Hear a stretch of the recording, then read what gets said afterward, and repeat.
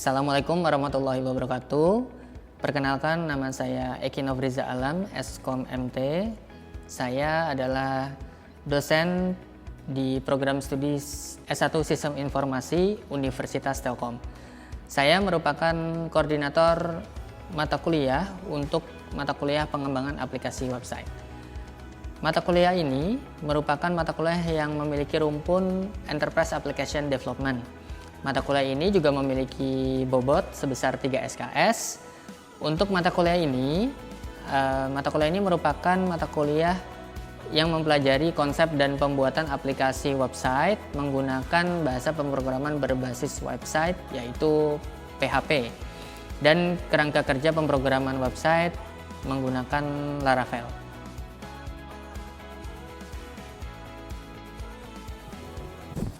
Baik, Assalamualaikum warahmatullahi wabarakatuh. Selamat pagi rekan-rekan semua, selamat datang di mata kuliah terkait pengembangan aplikasi website ya. Ini karena pertemuan pertama, jadi saya harus menjelaskan terkait kontrak perkuliahannya. Nah, ini sebenarnya seperti pada umumnya kontrak perkuliahan, cuma karena ini pertemuan awal, jadi saya wajib untuk menjelaskan terkait capaian apa yang diharapkan dari mata kuliah ini ya, yang nanti kedepannya teman-teman akan dapatkan. Boleh di next. Nah, nama saya Eki Nofriza Alam. Saya aktif sebagai dosen di sini di Prodi Sistem Informasi Telkom University. Nah, untuk ruangan saya ada di lantai 9 ya, di gedung TOLT di ruang 0904. Untuk nomornya silakan teman-teman bisa akses di nomor yang tertera di layar. Jadi, target luarannya ada 2 PLO teman-teman untuk mata kuliah website ini. Jadi yang pertama, teman-teman nanti akan diharapkan PLO 2-nya mampu merancang, mengembangkan, mengimplementasikan dan mengevaluasi solusi berbasis sistem informasi ya di sini ya. Berbasisnya sistem informasi untuk memenuhi kebutuhan organisasi menuju data driven organization. Nah, artinya nanti teman-teman di tugas-tugasnya, nanti mungkin di tugas besar kali ya. Nah, itu akan lebih banyak memenuhi kebutuhan terkait organisasi ya. Dengan acuannya adalah data yang dimiliki oleh organisasi tersebut. Nah, kemudian di PLO 8, rekan-rekan diharapkan mampu menggunakan teknik, keahlian atau kakas terkini yang diperlukan untuk menghasilkan solusi. Ya, sebenarnya nyambung dari PLO yang kedua, tapi ini lebih kepada tekniknya, ya keahlian teman-teman. Menghasilkan solusi di bidang sistem informasi, baik dalam konteks praktikum ataupun kasus nyata. Hematnya sih sebenarnya yang satu itu terkait teori, yang kedua terkait praktek ya. Nah, kemudian untuk mendukung 2 PLO tersebut, karena PLO itu capaian prodi ya rekan-rekan, jadi baru tercapai nanti ketika teman-teman terakumulasi ya dalam satu siklus pembelajaran di SI, barulah mencapai PLO 2 ataupun PLO 8. Nah, untuk mata kuliah ini difokuskan di 2 CLO, ada CLO 3 dan CLO 4, mampu mengimplementasikan solusi berbasis SI menggunakan metodologi pengembangan yang tepat ya. Pengembangan di sini dalam rangkanya pengembangan yang website ya. Jadi cakupannya diperkecil. Kemudian di CLO 4-nya mampu menggunakan teknik, keahlian dan perangkat dalam pengembangan aplikasi website dan integrasinya dalam konteks kasus nyata. Oke, itu 2 PLO yang kita akan capai ya. Ada yang mau ditanyakan terkait PLO? Aman? Oke, lanjut. Nah, sebenarnya turunan sub CLO-nya cukup banyak karena ya. Jadi tapi tidak saya bahas satu-satu. Intinya nanti kita akan berkutat di HTML, CSS ya. Kemudian logika pemrograman yang basically kita masih tetap sama pakai teknologi PHP. Kemudian ada juga nanti elaborasi dengan MySQL ya. Jadi rekan-rekan nanti punya harus mampu ya retrieve lagi ya, recall lagi pengetahuan yang ada di mata kuliah basis data. Oke. Lanjut. Nah, standar penilaiannya kita punya masih sama. Cuma dalam beberapa tahun terakhir rekan-rekan harus sadar ya bahwa A-nya adalah di atas 85. Ya, jadi cukup tinggi sekarang, tapi tidak ada kata tidak mungkin ya untuk mencapai A sebenarnya. Oke, lanjut. Untuk bobot penilaian, nah rekan-rekan ada secara umum ada tugas praktek yaitu praktikum, ada kuis, ada ujian akhir semester nanti ya. Jadi bentuknya tertulis sama ujian tengah semester tertulis juga, dan nanti tugas besar juga ada. Oke. Untuk UTS dan UAS nanti bentuknya tertulis ya teman-teman ya. Jadi teman-teman ngoding di kertas. Jadi baik lagi mungkin di mata kuliah yang sebelumnya pernah sama saya. Nah itu tetap ya sekarang ngodingnya di kertas juga untuk UTS-nya. Oke, bobotnya kurang lebih 50-50 di kedua CLO. Jadi materi 50, prakteknya di 50 rekan-rekan ya. Oke, lanjut. Nah, aturan akademiknya masih sama, jadi rekan-rekan dilarang untuk melakukan plagiat, joki, artinya orang lain yang mengerjakan tugasnya, tapi diklaim menjadi pekerjaan sendiri. Kemudian copy paste secara serampangan ya untuk AI tools. Boleh pakai AI tools, tapi harus bijak ya. Teman-teman juga paham apa yang sebenarnya digenerate oleh AI tersebut. Oke. Kalau ada plagiat, saya tidak segan memberikan nilai E ya untuk mata kuliah ini. Gitu. Lanjut. Nah, cara belajarnya secara umum teman-teman nanti sebelum kuliah tatap muka, nextnya nanti teman-teman ada tugas ya, dan tolong dipelajarin dulu materinya sehingga nanti teman-teman lebih siap ya untuk belajar di pertemuan-pertemuan selanjutnya. Nah, nanti jadi lebih baik diskusi di kelas itu ya.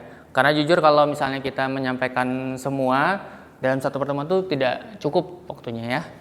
Kemudian saat kuliah tatap muka nanti banyak diskusi ya, mengerjakan tugas yang nanti diberikan feedback secara langsung. Oke. Sip. Dan utamanya karena ini mata kuliah terkait coding ya, berlatih itu kunci utama. Jadi bukan ditumpuk di akhir ataupun mendekati UTS ataupun UAS ya. Oke, kita tadi udah bahas yang ini ya, rekan-rekan ya. Udah bahas yang ini. Sekarang kita bahas yang ini ya.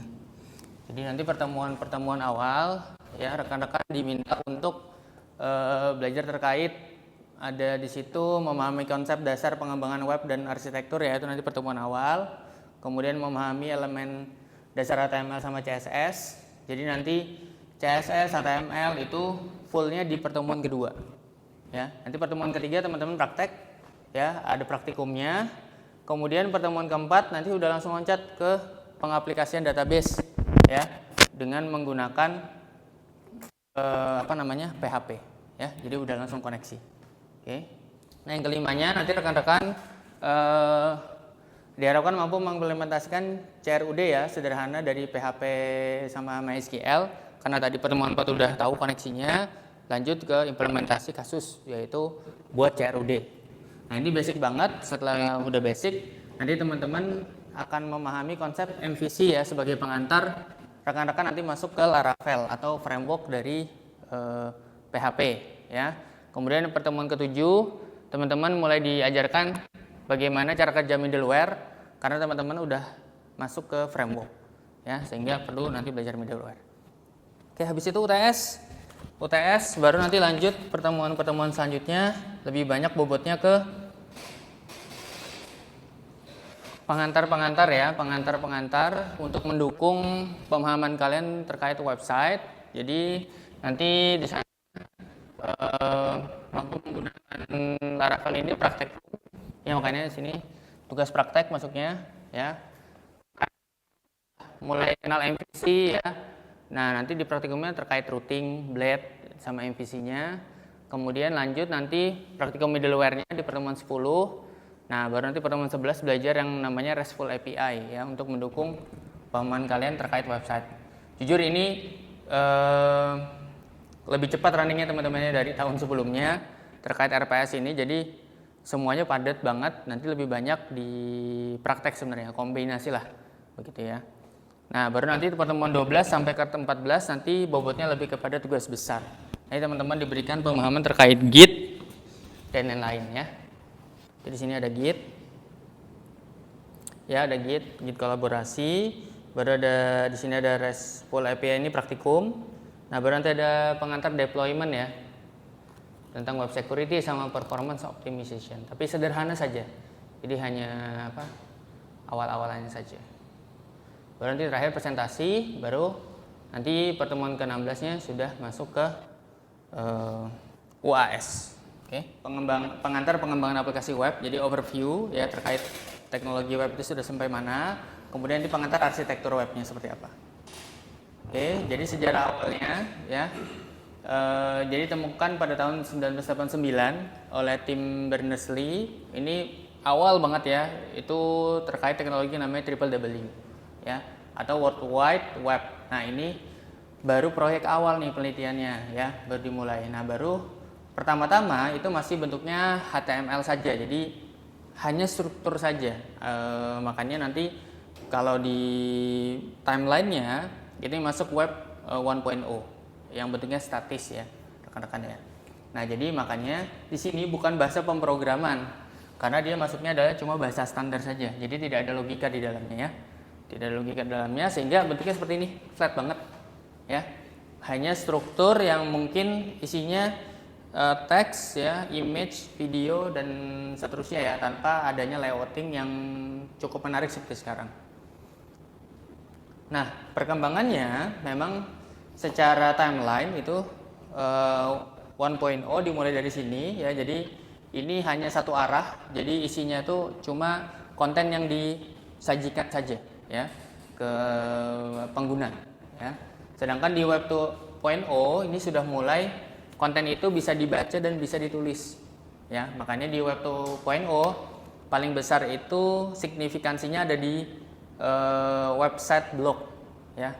Kalian punya kapasitas ya untuk bisa menulis berita ataupun konten-konten, bahkan sekarang sudah mulai bisa membuat video ya, ngupload ya, yaitu YouTube.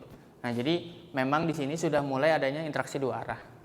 Oke, jadi tidak hanya satu arah. Nah di web 3.0 ini sebenarnya hampir populer ya kemarin, tapi sepertinya mulai decline lagi. Kenapa? Karena dari segi pengguna itu tersegmentasi rekan-rekan ya, karena web 3.0 ini mengandalkan fitur yang decentralized ya, artinya semuanya memiliki identitas yang bisa dipertanggungjawabkan ya di web 3.0.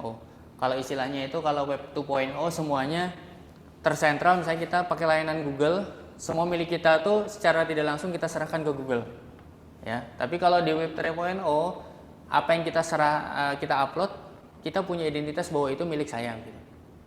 Ya, begitu. Nah, jadi perbedaannya di sana. Tapi menurut saya nanti kita akan masih berkutat lebih banyak di web 2.0 ya untuk beberapa dekade ke depan. Ya, lanjut. Nah, dari sana akhirnya muncullah website dinamis dan website statis. Ini saya bahas secara arsitektur dulu rekan-rekan ya. Jadi kalau website statis ya, interaksinya hanya server dengan klien atau browsernya atau penggunanya. Nah, sedangkan rekan-rekan ketika mau update konten itu nggak bisa. Jadi kalau update konten harus ke source code asal nih yang ada di server. Sedangkan kalau teman-teman mau bermain di dinamis ya, rekan-rekan harus melibatkan yang namanya satu teknologi, yaitu database. Oke, karena ini sistemnya server dan klien, sehingga kita namakan entitinya database server ya, yang dia serve terkait data yang hanya bisa diakses oleh web server ya. Baru dari web server barulah diramu jadi satu, seolah-olah nanti jadi satu kesatuan yang diakses oleh klien, begitu ya. Nah ini pemahaman dasarnya dulu rekan-rekan. Ada yang mau tanyakan dulu terkait ini? Masih aman ya? Oke, lanjut. Nah, perbedaannya apa saja? Nah, ini bisa dilihat dulu di sini ya, sambil nanti teman-teman paham. Oke, jadi secara konten, kalau yang statis sudah jelas ya, karena tidak ada database di sana, sehingga statis ya tetap ya, kalau mau dirubah harus ke file asalnya. Sedangkan kalau website dinamis, ya kita bisa langsung retrieve dari database, sehingga lebih sesuai kebutuhan. Oke. Interaktivitasnya jelas rendah kalau statis, kalau website dinamis tinggi. Contohnya kalau website statis itu ya profil perusahaan, tapi yang versi zaman dulu ya, yang belum ada blog. Jadi ketika awal-awal mungkin dulu saya juga pernah buat website itu profil pribadi, yaitu kalau misalnya mau ada update pengalaman, update-nya di kode HTML-nya, begitu ya. Sedangkan kalau website dinamis, ya itu sudah menggunakan database yang kita bisa simpan dan kita set kapan kita mau tampilkan ya. Secara teknologi juga beda-beda banget ya. Teman-teman di sini sudah melibatkan yang namanya bahasa pemrograman yang berbasis logika. Oke. Jadi kalau di sini contohnya ada PHP, ada Laravel ya, ada Node.js begitu. Lanjut. Nah, kita bahas ke arsitektur. Nah, ini mungkin sedikit menguras pemikiran ya. Jadi bagi teman-teman yang belum biasa mengenal website, dulu kan terakhir itu kalian OOP ya, mata kuliahnya ya, Internet Coding. Nah, selanjutnya ke website. Nah, ini mungkin hal baru ya bagi rekan-rekan yang belum pernah mengembangkan website. Nah, jadi rekan-rekan kalau kita bicara terkait aplikasi sistem itu pasti ada yang namanya arsitektur yang mendasari. Nah, arsitektur aplikasi ini yang website itu ada berbagai macam arsitektur, tapi yang saya contohkan ini yang common ya, yaitu arsitektur yang terdiri dari 3 layer, representation layer, ada application layer, sama ada data layer. Ya. Setiap komponen ini bekerja satu sama lain sehingga bisa melakukan yang namanya provide layanan. Ya, provide layanan ke siapa? Ke klien. Klien nanti bisa ada 2 ya sekarang ya.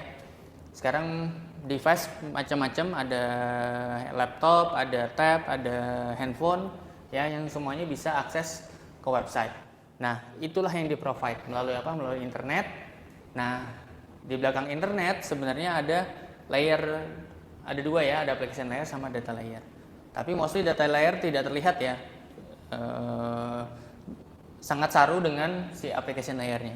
Sehingga mungkin kalian kalau nanti udah mulai ke hosting ya, akan mengenal ini satu kesatuan. Padahal secara layer dia berbeda. Kenapa? Karena setiap layer itu berkewajiban untuk serve something. Kalau data layer serve apa kira-kira?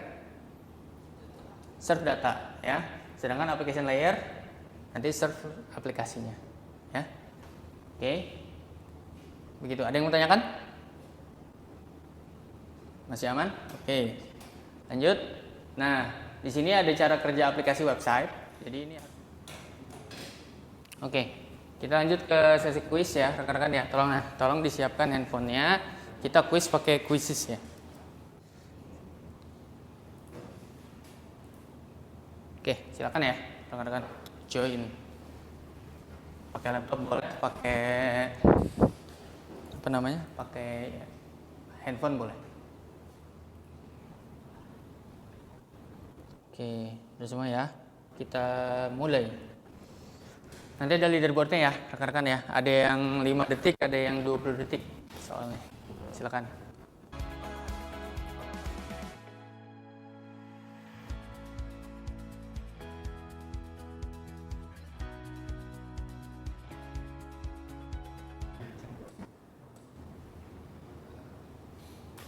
Oke, udah semua ya. Nah, ini yang apa? Yang leaderboard paling atas lah. Nah, ini tambahan aja. Tapi tadi overall sudah bagus-bagus ya. Oke. Nah, kita lanjut ya, rekan-rekan ya. Untuk materi selanjutnya. Oke ya, udah cukup bagus nih pemahamannya. Nah, ini kita bahas lebih dalam lagi terkait infrastrukturnya. Jadi secara infrastruktur kita bisa konfigurasi, kita bisa bahas konfigurasinya ada 4 ini. Ada client server, ada one server, ada multiple server, one database, ada multiple server, multiple database. Jadi ada 4. Nanti ada pertanyaan di akhir ya, yang nanti teman-teman kita coba diskusikan. Kita lihat dulu ya. Pertama ini client server. Jadi pada umumnya sebenarnya teman-teman udah terpapar itu, tapi entah kenapa ya, kebanyakan itu tidak sadar bahwa mereka tuh melakukan interaksi client server. Ya. Nah, secara umum kita pasti akan melakukan ini ya, client server. Nah, baru lanjut. Kalau yang tadi tidak melibatkan sebuah internet, ya teknologi internet, kalau ini sudah melibatkan yang namanya internet. Nah, kalau di sini di internet ini server itu nanti terhubung ke internet melalui IP public. Nah, kebanyakan dari kita menggunakan sistem one server ini. Jadi di sini ada database, di sini ada ada websitenya, semua konten-kontennya terletak di sini, sehingga ketika ini nanti ada kejadian sesuatu, maka hilanglah servisnya. Ya, itu sisi berbahayanya di situ. Tapi ini yang cukup sederhana ya untuk melayani klien-klien yang ada. Oke. Nah, berkembangnya zaman, berkembangnya kebutuhan, ada juga yang sifatnya seperti ini rekan-rekan. Jadi sebenarnya server yang melayani di belakang layanan tersebut ada banyak, ya ada multiple, ya. Tapi database-nya cuma satu. Oke, kenapa multiple? Karena kebutuhan dari kliennya cukup banyak. Misalkan ada 1 juta user begitu ya, atau 5 juta user atau lebih. Nah, mostly menggunakan multiple server, ya. Biasanya itu aplikasi-aplikasi yang tingkat nasional ya, misalnya seperti Tokopedia, Shopee ya, beberapa e-commerce yang lain itu pasti menggunakan multiple server. Nah, problemnya database-nya multiple atau tidak, nah itu kita tidak tahu ya sejauh ini secara arsitektur. Tapi penggambarannya seperti itu ya teman-teman ya. Pak, tapi kok bisa dia menggunakan sebuah name yang sama, misalkan shopee.com, tapi kok bisa diakses berbagai klien, tapi yang search itu macam-macam. Ya nanti ada gateway-nya lagi teman-teman ya, yang nanti akan mengarahkan, misalkan Fahru akses dia ke server yang mana, yang A, B atau C, gitu ya. Terus Arya nanti akses juga nanti macam-macam, bisa ke server A, yang tadi Fahru misalkan ke server B ataupun yang lainnya, gitu ya. Begitu. Kalau sederhananya ingat nggak waktu main game, ada yang gamer? Yang main game pilih server gitu, server mana gitu ya, server mana. Nah itu secara manualnya begitu ya. Jadi masuk portalnya sama, tapi pas mau main pilih servernya yang mana begitu ya. Tapi kan itu manual milih servernya. Kalau ini sistem yang milihin begitu ya. Nah ada juga yang seperti ini, multiple server, multiple database. Oke. Kalau seperti ini biasanya karena ada kebutuhan data itu jangan sampai mati ketika ada sebuah kejadian. Ketika ini terjadi rekan-rekan, bisa saja ini mati. Kalau mati nanti akan menjadi bermasalah. Ya. Sedangkan kalau misalkan dia multiple, nah ini ada beberapa backup ataupun sharing resources-nya itu terjadi di sini. Ya, sehingga tidak menjadi bottleneck ketika mau akses ke database. Begitu ya, secara teknis begitu. Saya yakin nanti lebih jelasnya setelah mendalami lagi di beberapa materi ke depan, gitu ya. Nah, kira-kira menurut kalian yang mana yang terbaik kalau kita merefer ke institusi kita deh, Telkom University. Nah, kira-kira cocoknya yang mana dari 4 tadi? Saya balik ya ke slide yang sebelumnya. Dari 4 tadi. Client server, one server kah, ataupun multiple server, one database, ataukah multiple server, multiple database? Ada yang mau berpendapat? Oke, boleh, Riko. Silakan kok. Oke Pak, kalau menurut pendapat saya ya Pak, itu antara multiple server yang one database atau multiple server yang multiple database. Nah, kenapa ada 2 kandidat di sini? Perlu dicek dulu sih Pak. Kalau memang sebenarnya satu database saja sudah mencukupi, maka itu bisa diimplementasikan gitu sih Pak. Oke, kenapa ada alasan nggak? Kenapa mengerucut kedua ini saja? Tidak ada opsi one server ataupun client server? Kalau untuk client server sendiri itu kan hampir nggak mungkin ya Pak. Jadi misalkan kalau kita ngakses seperti MyTelU gitu, masa kita harus terhubung dengan jaringan lokal dulu untuk mengaksesnya? Bagaimana jika kita mengakses dari luar, misalkan dari Jakarta gitu Pak? Terus kalau yang one server ini, mengingat mahasiswa TELU itu kan juga banyak, bukan mahasiswa aja, malah kayak dosen, pegawai, dan lain-lain juga menggunakan platform yang sama. Nah makanya ada baiknya digunakan multiple server biar seimbang gitu antar servernya, loadnya. Oke, siap. Thank you, Riko, pandangannya. Ada lagi yang lain, rekan-rekan? Gimana Faru? Oke Pak, menurut saya yang paling cocok dengan kampus kita itu multiple server dan juga multiple database Pak. Nah, kenapa? Karena seperti yang kita tahu jumlah mahasiswanya sangat banyak sekali Pak. Ada di kampus Bandung, kampus Jakarta, kampus Surabaya, dan juga dosennya juga banyak. Dan juga untuk mencegah misalkan ada satu database yang mati. Oke. Nah itu kan akademik kan penting banget ya Pak. Jika satu database saja mati kan nggak bisa ngapa-ngapain. Jadi untuk tindakan preventif mungkin multiple database itu lebih cocok, dan juga untuk multiple server untuk nampung banyak pengguna gitu Pak. Itu sih Pak pendapat dari saya. Sip. Hatur nuhun. Baik teman-teman, cukup bagus ya analisanya ya. Jadi secara garis besar ya sudah mendekati benar ya. Jadi mengerucut di multiple server ataupun multiple server one database atau multiple server multiple database ya. Karena memang dari sisi kebutuhan user sudah cukup banyak. Ya mungkin multiple-nya tidak harus 3 4 begitu ya, tapi mungkin 2 begitu ya. Sehingga ada load balancing di sana, kemudian multiple database saya rasa cocok ya untuk kebutuhan dari Telkom University karena terakhir ya, jadi lapisan yang tadi kita balik lagi setelah udah tahu tadi dari infrastruktur ya. Nah, sekarang dari sisi arsitekturnya, setiap lapisan itu punya tujuan ya rekan-rekan ya. Rekan-rekan harus tahu bahwa presentasi misalnya ini fokusnya di kira-kira apa? Di UI ya, di UI, presentation layer. Kalau di application layer fokusnya kemana? Ya komputasi logikanya ya. Nah, di sini. Kalau data layer nanti fokusnya adalah terkait si datanya. Ya. Oke, nah secara umum arsitektur aplikasi itu tadi, tapi kan saya bilang di awal bahwa arsitektur ada banyak ya. Nah, mungkin teman-teman bisa mengerucut ke beberapa yang saya jelaskan di depan. Ini yang populer-populer ya. Ada microservice, ya ada serverless architecture ya, ada clean architecture dan lain sebagainya. Sebenarnya nanti teman-teman fokusnya itu bertahap ya sesuai dengan kebutuhan. Nah, untuk awal-awal kita nanti akan fokus ke monolithic architecture sebenarnya untuk website ya, sehingga nanti rekan-rekan bisa fokus ke teknikalnya dulu. Jadi secara umum bagaimana cara buat website ya, kemudian menyusun teknologinya berdasarkan arsitektur monolithic tadi. Ya baru nanti rekan-rekan akan mencicipin yang lain itu di mata kuliah semester depan. Ya, sip.